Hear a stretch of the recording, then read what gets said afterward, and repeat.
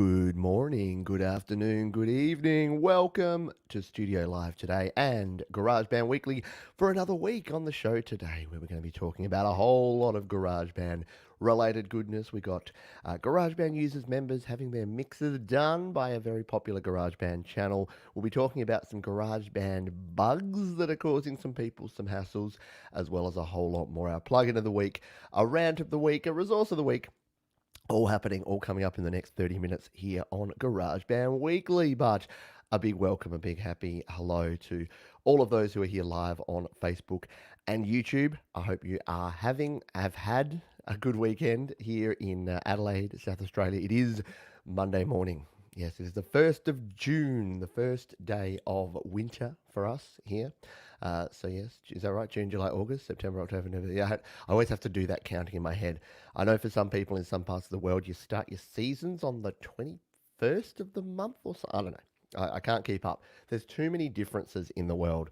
And while we're talking differences in the world, all I'm going to say is please, everyone, look out for each other. Be safe. There's some natural and unnatural things going on in the world that are causing angst and causing drama. So I hope that you are all doing well and are safe. And that's all I'm going to say about that, except that we're going to talk GarageBand and music creation and all those good things that keep us motivated and creative and happy for the next 30 minutes. Hello to the folks who are here live. We have a bunch of folks who have been patiently waiting. Lucas, I think you were here about an hour before we started. Hello. Hello to you. Hope you're doing well. We've got Desolate Morning here. Jade has a crazy storm going on in Melbourne right now. Yeah, we sent you that weather, Jade, so you're welcome. So here from Adelaide, we generally send our weather kind of east, so we send our weather over to Melbourne. Although according to flat earthers, we don't actually exist down here in Australia, so maybe we don't do that at all. I don't know at all. Hello to Bubba, who is here. Hello to Scott. Hey there, everyone. Alex Barkas is here. Greetings. Guten Morgen. Yes, Guten Morgen. Nach Australien. I don't know what Nach means. To the Australian? I don't know. We'll go there. I shouldn't guess things, but yeah, Guten Morgen I know is good morning. There you go. That's the extent of my German. So I hope you're well. Hello to Ian Skeggs, who is here. We've got Johnny Vans is in the house. Hello to you, my friend. We've got Tom Rochelle. Howdy to you. LC Music Tracks is here. We got Darren Bryant, who's joining us in. Benny Sandu is here as well. I've missed you all. I've missed you too. Haven't seen you around the channel for a while. Good to have you here. Jan Borsch is also here as well. Righty. Let us continue on and get ourselves set up because I'm a little behind the eight ball today. See, I've got my coffee. I'm sorry, I prioritized coffee over setting up the stream. So I knew you'd understand. Most of you enjoy the coffee or some sort of liquid of your choice.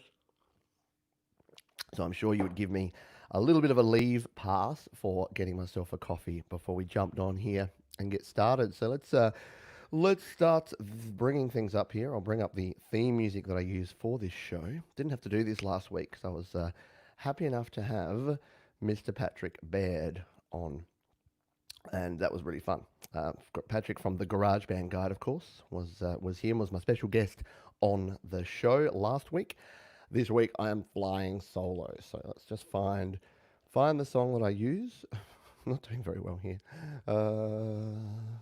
My studio is set up for mixing, and it's a slightly different configuration for doing live shows. So I didn't want to change it because I'm going straight back to more mixing and mastering straight after this video. There you go. There's what you'll be hearing. That's my song Imagination ready to go. So we will jump into things now. I will just make sure that volume is up there, that is there, and that is there. All right, I think we're good. One more sip of coffee, because we all know what's going to happen. It's going to go cold while I'm talking here. Oh, and I've already forgotten what I said yesterday that I would do, which is tell people when to actually get to the start of the show. So I haven't done that, but I will throw something down in the comments below afterwards. For those that can't do that. Bubba, you are a legend. Before we start off, Bubba, thank you. Your donations to the channel mean a heap to me. They help me continue to do all the things I do here. Sorry that you can't stay. Yes, peace to all, 100%. Catch up on the replay, absolutely. I'll see you around the channel, and thank you for that, my friend. Fireface is here. We've got Wave of the Wind from Japan. Hope you are doing well, my friend. Mr. Chill's Life is here. I'm not sure I've seen you around the place before, but hello to you.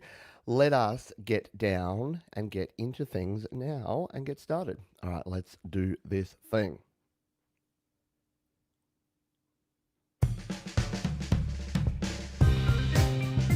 Yes, welcome to GarageBand Weekly here on Studio Live today for yet another week. This is our show all about GarageBand, all GarageBand, all the time. Coming up on the show today, we've got some news and notes. We've got some bugs in GarageBand. We've got some news about some videos being done about some of our GarageBand users members over on the Facebook group. I've got a cool plugin of the week that I've probably talked about before, but I've been using it in an interesting way this week. And as usual, we'll have some rants and some resources to get you creating in GarageBand. But if it's your first time here, who am I? What is this? This is GarageBand Weekly. My name is Pete. Here on Studio Live today, my goal is to help you record and release your best music. And one of the platforms I use is GarageBand on my iPhone and iPad. I don't use it on my Mac, although I have much respect for those who do use it on their Mac. So let's dive in here and get started with the news of the week. And this is where Pete usually has a pause because he hasn't brought up his news of the week. We're a professional organization here at Studio Live today. That is not the right one. We're doing exceptionally well. Alrighty, the first bit of news I wanted to talk about is something that's been bugging me and bugging other GarageBand users, and that is a current bug in the current version of GarageBand, and it seems to be linked to automation. It is causing GarageBand iOS to crash, and that is no fun. So here's the deal. Here's what happens. You'll be in your GarageBand project, you'll be doing your thing, and then you'll hit the automation button, you'll start automating something, and then bang, it will just completely shut off. And then the next thing you know, it's loaded your project back up, except you've lost every single change that you've made since the last time it saved. So this is not good, obviously. And the way to avoid it, what it seems to be, is to not use automation. Now, you don't want to do that. But here's the tip, is to make sure that before you automate something, that you actually go in and save. So to save in GarageBand, you simply tap in the top left. That's going to go back to your main menu. That saves your project. You tap your project, you come back in. Doesn't take very long, but when you're involved in recording and mixing and mastering, sometimes you forget to do it. Now, yes, I could rant about how GarageBand should have an autosave feature, how this is really not super acceptable that we have these new bugs that get randomly introduced. But you know what? Stuff happens, and I figure my job is to help you make sure you're aware so that you don't suffer the thing. I know Tim over on the Facebook group, the GarageBand users Facebook group, first alluded to this, and I was like, oh, Tim, that's sad that you're having that problem. The very next time I used GarageBand, I had that exact problem. Now, it seems to be more on iPad Pro and iPhone 10 and 11.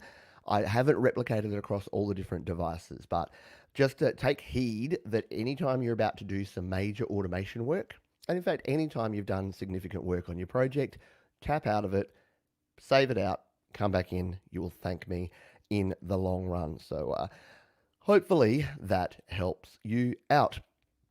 Next thing here in what I wanted to talk about here is so our buddies Ron and Brian, Saigon Slick and the Boston Bard, always great to hear their music and to see what they've got going on. And there was a bit of a collaboration through the week. So Lewin over at GarageBand and Beyond has got a Clean My Mix series where he uses GarageBand tracks and projects and does some remixing to share some of his ideas and tips. So I thought that was a very, very cool thing, and I wanted to make sure I mentioned it here and coughed about it, and I will link that down in the description. But if you do go over, it's one of the more recent videos on GarageBand and Beyond, which you should be subscribed to if you're a GarageBand fan.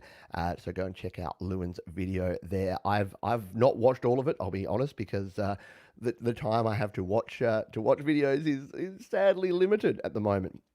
but I caught the start of it, and I will be catching up on that one as well. So check that out, and I'll be linking to that down in the description as well. The third bit of news here is not specifically GarageBand related, but I talked about it probably about 8 weeks ago, or maybe longer than that, and that is that YouTube and live video in general, or not live video, video in general is definitely in a boom period at the moment, in particular live streaming. And I get a lot of questions at the moment about how do I live stream? What do I set up for live streaming? What platforms do I use for live streaming? But it's really evident that live music or live music related content is really booming, which I mean is a good thing. It's definitely not a bad thing, and the more the merrier is my view on this sort of thing. So the more people that are doing this, the more. It's the same with GarageBand. The more people using GarageBand, the more users there are, the more people there are to support other people. So the more people that are doing videos, the more people that are doing live streaming, the better. And I think with the whole Zoom revolution of people in their day jobs, people are now realizing that it is 100% legitimate to be able to communicate over video and to be able to communicate using live streaming. The only problem is that if you don't own a webcam and you're trying to find one right now, it's almost impossible. Please do not. Like, there's scalpers out there at the moment trying to sell off Logitech webcams that are usually $60 for about 200 on eBay. And to me, that's just, I mean, yes, I know market forces, supply and demand. I studied economics as well, but it's still kind of evil, don't you think, to be selling a commodity, a product that should be selling for $60 for $200 just because people need it and are desperate. It's like the individual here in Adelaide who bought up a bunch of toilet paper, then realised he couldn't sell it online as easily as he thought, and then the supply came back in. He tried to return it to the store, and the store manager said, "Nope, your toilet paper now. You deal with it," which I thought was pretty cool. And hopefully that individual went home, took a long hard look at themselves, and then donated it to charity. But you and I both know that's not what would have happened. Probably set a big fire on his front lawn and burnt it all. Oh, sorry, people and gouging of things. How did I get there? Yes, live streaming, live streaming and videos. That's not what we want. So yeah, the bottom line with this one is it's a good thing. It's a good thing to see this sort of thing happening. And I did think about it because I don't play a lot of gigs, and when I do my live streaming of my music, I don't then go and play music out very much. But a lot of people that generally are playing music out in venues are now live streaming. Because I thought to myself, I'm like, oh, are they going to be really angry if after, when the pubs reopen, when we can go and play open mic nights, when we can go and play live, are they going to be very angry that I'm going to be out there wanting to do it too? And I thought, no, well, I'm not angry that they want to live stream right now. So I think it's going to be all good. I talked about that for about 3 times as long as I meant to. So it is time to move on. And what we'll do is we'll say good day to the folks who are here live. Hello to, we've got Desolate Morning, we've got Nissan Babu, we've got SM Borthwick, Jade Starr is here, we've got Gino Therese. Michael Cope is here as well. LC Music Tracks, Fireface. Hello to everyone. If you do have questions that you want to jump on and ask, then please put question in front and we will definitely answer those. So for instance, here is an example. Here is Fireface who's done this well. I'm making a beat on GarageBand and I'm having trouble with what to do after making a melody. So making a beat in GarageBand, trouble with what to do after making a melody. Yeah, there's a lot of options that you have there. Once you've got your melody down, it really comes down to the sort of music you're making. But most of your music will consist of, funnily enough, melody, harmony, and rhythm. So once you've got your melody down, you're probably looking for rhythm. So you want to make sure that you've got a beat behind you. And that can be about building out with different percussion type instruments to get yourself some sort of a rhythm. That's really important early on. And then it is really about layering harmonies. All music is this, whether it's vocal music, whether it's instrumental music, electronic music, it is all about rhythm and melody.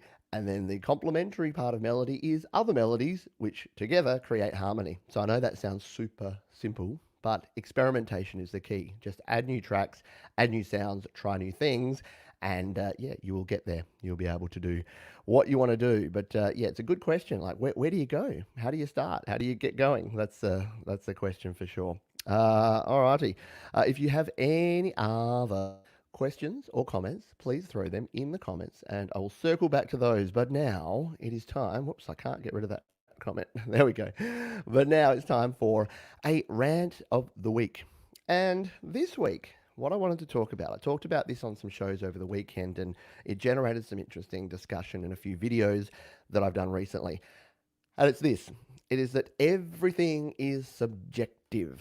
In music, everything is subjective. So when you're creating music, when you're recording, mixing, mastering music, everything's subjective. And what can actually get people in trouble early on is that they listen to definitive statements. So they listen to people that say, you must, every time you mix, you must put a low cut filter, a low pass filter on all of your tracks. You don't want that low rumble. Yeah, maybe, but maybe it doesn't matter these days. You must master using this plugin. You must use a metering plugin to work out exactly how many loofs your final master is. The problem with must, you must and you should and you have to, is that they're taking something that is subjective and making it an objective. So they're making definitive statements around something that is actually down to your musical taste. And some people's musical taste is different from others. There are technically perfect songs that have been recorded, mixed, and mastered by absolute geniuses in $1 million studios, and I don't like them. And you would be the same as well. You would not like a lot of music that a lot of people have done, quote, perfectly. And here's the thing: I know it sounds like it's an ad for my EP at the moment, but the imperfections in what you do is what makes it you. Otherwise, there would be one simple process, one simple formula for creating a song. Everyone would follow that, and we would have a vast array of perfectly recorded, mixed, and mastered, very boring music. So, what am I saying with this? Is that when you are listening, when you're engaging, when you're providing feedback to other people, here's what I think we need to hear more of personally, in my opinion and in my experience. So, once you add in my opinion or in my experience to any statement, it softens it to the point where someone can say, great, in your experience, that worked. I will take that on.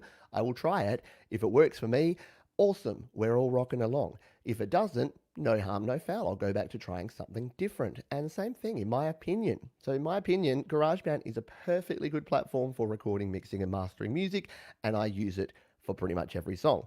Other people may say, in my opinion, GarageBand is bad. But here's the thing: what they're actually saying is, in my experience, or quite often in my lack of experience, because they perhaps haven't actually tried it, in my experience, GarageBand is not for me. That's the difference. And that, I think, is where a lot of people get in trouble. I see too many people who are starting out in music and they just follow every single guide. They follow every single bit of advice they get. And in the end, they're just confused and annoyed, and they're not having fun making music anymore. Because if you follow every single guideline from every single music guru online, yours truly included, I'm not a guru, but you from every person telling you stuff online, then you are going to fall afoul, because it's impossible to do everything like everyone says. So, that's my advice. That's my rant of the week. We will get back to more things, but remember, everything in music is subjective. Definitive statements are usually out of place, except the world is round. And that's a definitive statement. Let's move on to my tip of the week for GarageBand. And it's related to what we talked about in the news around the bugs that we have in GarageBand at the moment. Now, it's good advice for everything and every platform, but save and backup. And I'll add to that version control. So why don't I throw my iPad up here on the screen, just so that I can show you a bit of a demonstration of the sort of things that I'm talking about here. So saving and backing up, first and foremost, what you want to do is make sure that as soon as you've done any significant changes to your project, that you go ahead and save it. That's pretty fundamental. And to save, if we can bring our screen up here to show you a quick demo, we will come in here. Boom. There's my screen. To save in GarageBand, what do? We grab our project and we tap in the top left corner. And that's all we need to do to save. It's as simple as that. It takes about 2 seconds to come back in. We then open up. We're good to go. So that is something that you want to do first and foremost. Whenever you're working on a project, at least and look, you can see how quick it is. Even a larger project, this is a small one, but a larger one, it'll only take you about 10 seconds to do that and that. Yes, there should be a better way, but there's not at the moment. So especially before you do any automation, let's see if we can get this sucker to crash. This is what the problem's causing when we come in here to automation. We turn this on and then we try to move some points. We'll undo that. No, it's going to behave itself. It knows I'm watching and it knows that I'm live, so it's not going to crash. Turn that off. No. No, it won't crash for me. But that is what will often cause the crashes at the moment. And then, yeah, when you save out, well, it won't be able to. So backing up, the other thing that I recommend is version control. So things that I do for version control is once I've made a significant change here, is what I do is I tap on select, I select this one, and I duplicate it. And you can see there, it automatically just puts a 2 on the end of it. I then go in and change that to like version 5 or version 6, version 7. And then you can see here, I've got this archive folder. I archive off the last version and I keep this one. Now, when you get to the end of your project, you don't need to keep all those backups. But while you're working on it, you'll be surprised how many times this has saved me. I've gone away, I've done a bunch of stuff, and I've gone, this song was almost good, and now it's terrible. What do? Well, I go back to my previous version, and everything is hunky-dory. So hopefully that helps you out if you are in the same predicaments where you're struggling with these problems that we're having with GarageBand at the moment.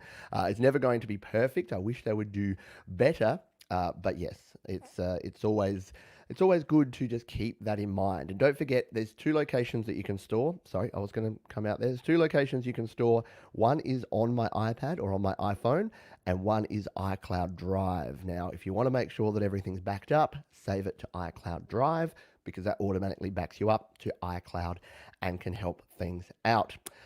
There you go. That is my tip. It's a simple one, but again, I really dislike getting those emails that I receive multiple times a week saying, I just lost all my GarageBand work. And I ask the quick question, which is, have you backed it up? And you know the answer. So hopefully that helps you out. While we are in GarageBand and while we're talking GarageBand, let's talk about a plugin of the week. Now, this is one that I've been using on my projects this week, and for the longest time, I didn't use a noise gate. So we'll talk about a noise gate. It is a noise gate that we're going to be using. But for the longest time, I didn't, mostly because the GarageBand default noise gate is not good. It doesn't do what I want it to do. And I'll show you an example of why this is. I'm just jumping back in to a project here in GarageBand so I can demonstrate this. And I am doing a more in-depth video on this today. So that will be out in the next sort of 24 hours if you want to learn more about this. But the noise gate plugin here in GarageBand, if we come in here, we go to Noise Gate, we go to Plugins and EQ. Here's the problem. It's just either on or off. You have a threshold, so if you're not familiar with a noise gate, what it does is, and we'll turn this one off, what a noise gate does is when a sound is playing, it'll either be playing it or not playing it. So when you turn the noise gate on, it might remove the noise, but it's going to create this horrible choppiness. Let's see if we can, I'll turn up the volume here. I'll see if I can give you a quick demo here. So if I play this vocal for this song, hear that background noise? Me breathing and shuffling? We don't want that in the mix, right? Yeah, bad breathing sound. Then things aren't the same. Everything. So that's annoying. Now what I could do, if I come in here to the noise gate, I turn the noise gate on, and then I just drive this threshold until I find the point where it actually turns off. So let's do that now.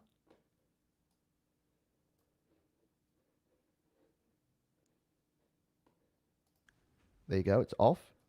It's on, but the threshold's down. If I bring the threshold up. So it's either off or on there. So if we're playing this along, there it's off. Things aren't the same. Everything's changed. Even the sun. Can you hear there that there's no way to just turn it down a little bit? So what I use is this one from our friends at Nembrini, the Nembrini analog rack noise gate.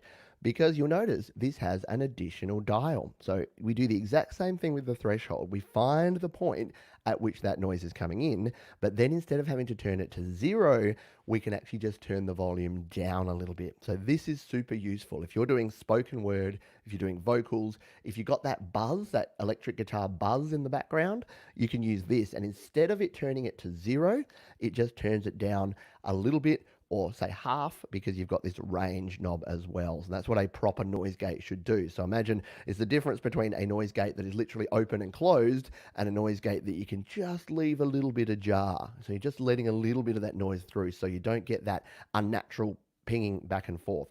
The other noise reduction plugin that I love is is Bruce Free from Clevgrand. I've talked about that a bunch of times. So if you're looking for noise reduction, a free way is to use a noise gate. Use the Nembrini noise gate, free in the App Store. And Bruce Free is about a $10 or $15 app if you want to take your noise reduction to the next level. So hopefully that is going to help you out, and keep an eye out on the channel because we'll have a full video on that coming up. Let's check out the chat and see any questions that we have before we finish off with my resource of the week here. So, question from EP Beats has a question, and this is a pretty common one. So, how's it going? Question: I use part of GarageBand's Apple loops to add to my beat. If I was to sell the beat, would I be good to do so royalty free? Yes, 100 times yes.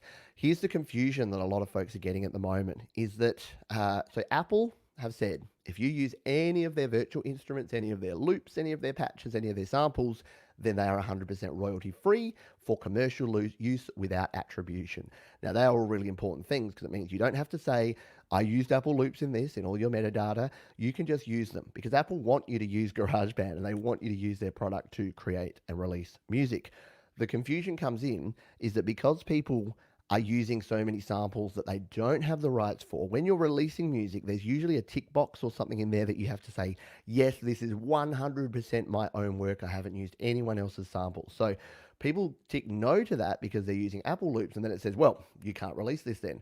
Whereas really, that's just the distribution company being overcautious, not wanting people to release things where they're sampling other people's actual songs where they don't have permission to do so. So there's really no other solution but to just tick, yes, this is all my own work. And if you do get pushback on that, there is the statement on the Apple website that definitively says all Apple loops can be used. So to me, you using an Apple loop in a creative way is your own work. Yes, you're using a loop that comes from Apple's GarageBand software or from Logic or from wherever, but it is being able to do it your own way. So hopefully that helps you out. But yes, you 100% can do that. Jan Bosch has got a question here. Does it make a difference in terms of quality whether I record something on a mobile phone or computer? Generally not. The quality usually comes down to the audio hardware that you're plugging in. So it's less to do with the software. So, and sorry, when I say hardware, I consider a Mac or a PC or an iPhone or an iPad, they're all bringing in ones and zeros, yeah? So by the time you've plugged in an audio interface, a USB microphone, whatever you're recording with, all that's doing all the analog to digital conversion and sending it in. Now, if you're using just the computer or just the iPad or iPhone, yeah, there may be differences because then you're getting that device to do the analog to digital conversion. So you plug something into the headphone jack of your iPad versus plugging it into the microphone jack of your computer. They're very different things because it depends then on the quality of the components in the iPad versus the quality of your sound card. But I would recommend using some sort of external device anyway, an audio interface, a mixer, USB mic. So when you do that, that does all the analog to digital conversion. The only thing being sent to your software or your Mac, PC, iPhone, iPad is ones and zeros. That's being played back through your DAW, your digital audio workstation. So in my view, and no one's really been able to give me a reason why that's not the case, that's what I think. It's a good question from Doug. Question, how are your training videos organized? Is there a way to watch them in order? Short answer is no, because I've kind of been building my library over time. However, if you go to studiolivettoday.com/GarageBand, that is my GarageBand FAQ. And at the top of that page, there are two playlists. There's my GarageBand Essentials playlist, which is everything you need to know to sort of get up and running. And there's a GarageBand Quick Jams playlist, which are two to 5 minute bite-sized videos that cover each topic. There's about 75 of those that cover every different instrument, every different plugin, so you can get up and running. So if you go over to studiolivettoday.com/GarageBand, you should be able to find that.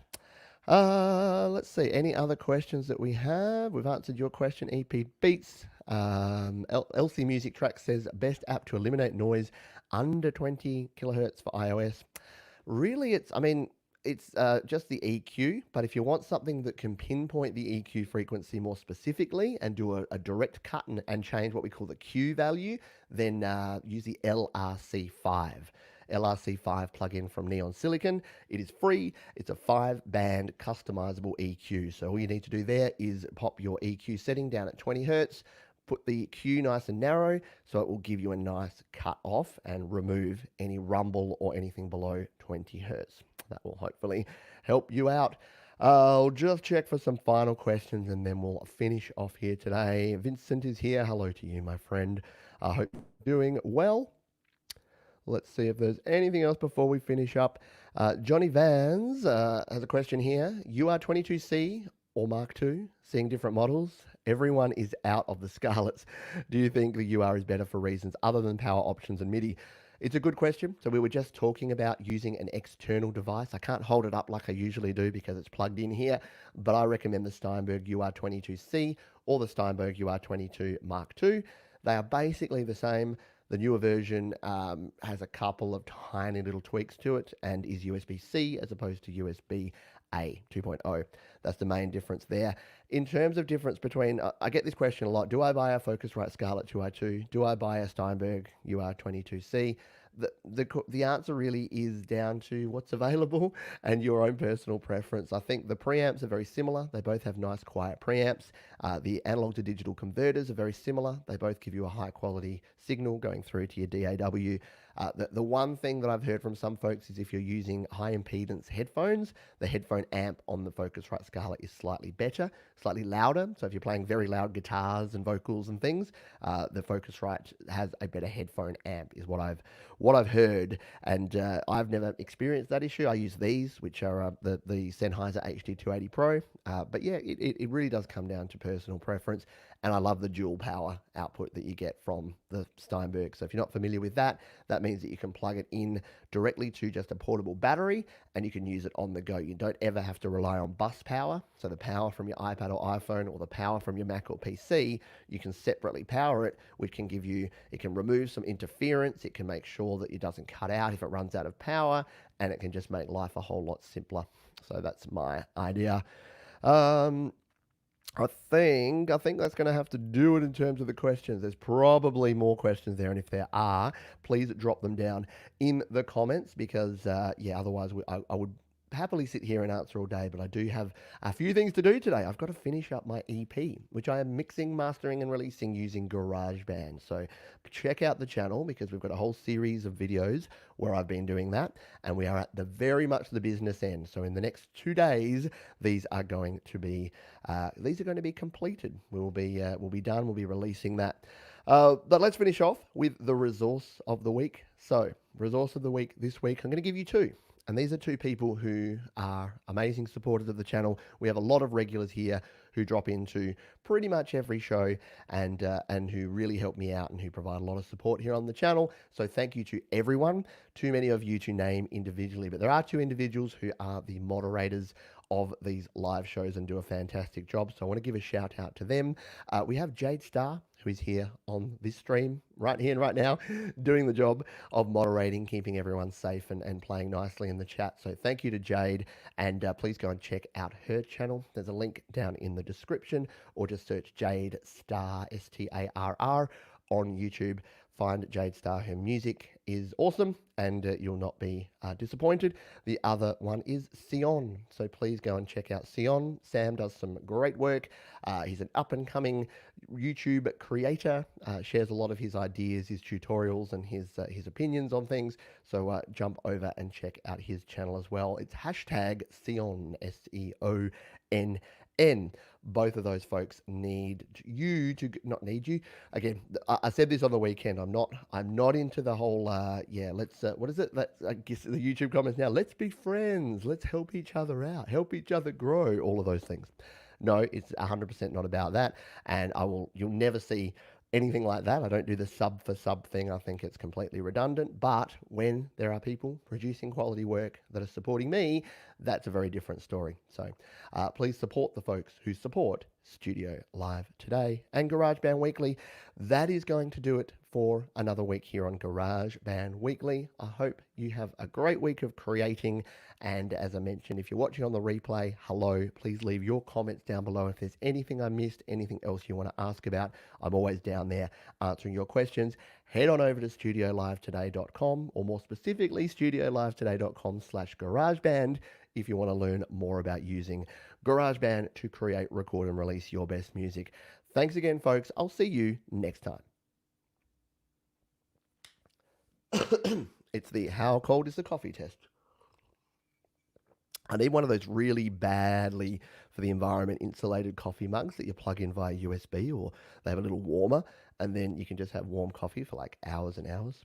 Or, I could just drink coffee and not actually do all that. I think I saw a couple of extra questions here, so I'll just try and knock these off in the next 5 minutes that I have here. Cold coffee, yum. I know, right? How can I fix the tempo of an audio track? Fix the tempo of an audio track? So change the tempo of an audio track. You need to do it now. There's a few different. They can't do it in GarageBand. Short answer. In GarageBand iOS, it can't be changed. You can use Flex Time in GarageBand Mac. So just search GarageBand Flex Time. There's some tutorials about that. And if you are so there's something called Audio Stretch, which people have been telling me about lately. There's other audio not plugins, but apps on your iPhone or iPad that may be able to work. Oh no, YouTube not working on my end. That's not good. That is frustrating. There's been some weird things with YouTube of late. So yeah, hopefully it's all working out okay. There is Jade's website, yes, jadestar.com.au. I should have said that. Jeff, you are late. Report to the principal's office. You know the deal. A question here from Joel.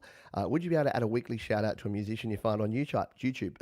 Funny you mentioned that. I'm actually about to kick off a new series on the channel, which is actually similar to exactly what you're asking there. It's an artist profile because a lot of people send me music, and look, I don't get the chance to listen to every single song I get sent and every single artist, but a lot of them that I hear and they tell me their backstory and that I learn about how they're creating in GarageBand or any other platform, it's always an interesting story. And I do my creator series interviews, but I've been thinking it would be great to have little 5-minute artist profile videos just to give a shout out, like you say, because I don't. A lot of people come to me and say, "Hey, can you shout me out on your stream?" And I'm like, I could, but it would just turn into a constant stream of shouting out to random people, and B, I don't think it actually does anything. I don't know about you, but finding out just, hey, go listen to this person's music without any reason or context doesn't actually make any sense to me, and I wouldn't do it personally. Whereas if I could watch a series where in 5 minutes I just learned, here's a creator, here's how they create, here's what they use, here's a bit of a taste of their music, I'd be like, oh, cool. Either, hey, that's my jam, that's up my alley, I'll go check them out, or not really for me, I won't go check them out. So I think that's the sort of thing I'd love to do. Yep, talking about the interfaces, Jade has the Mark II and is loving it. Jordan, so I did miss yours. Can you hook up an external mixing desk to an iPad and assign the channels to the mixer and ride the faders to live mix, if that makes sense? You can't. So on the iPhone or iPad, you can't use like a control surface. So you can't use your mixer to live ride the mix because things like pads and faders don't work in GarageBand. You can hook up a mixer to record and set your levels and change them as you're recording, if that makes sense. So the actual recording going in. But yeah, to my knowledge, there's not a control because the iPad kind of is a control surface. It has the mixers and you can actually do all of that on the fly with things like automation. It doesn't have that ability. But yeah, if you've got more detailed questions, hit me up, pete@studiolivetoday.com. Happy to have a chat about it. Ian, how do you record simultaneous tracks?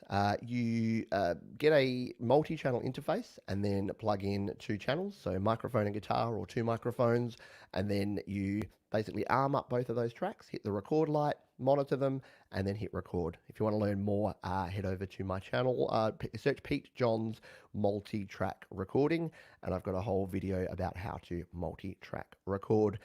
I'm going to have to run before I turn into a pumpkin, folks. But I hope you've had a good weekend if you've been around the channel for the weekend and you caught the other shows. If you didn't, we had a lot of fun yesterday on Home Studio Q&A, answered a heap of questions there, so check that one out if you're interested. We had the happy hour yesterday, which was a lot of fun as well.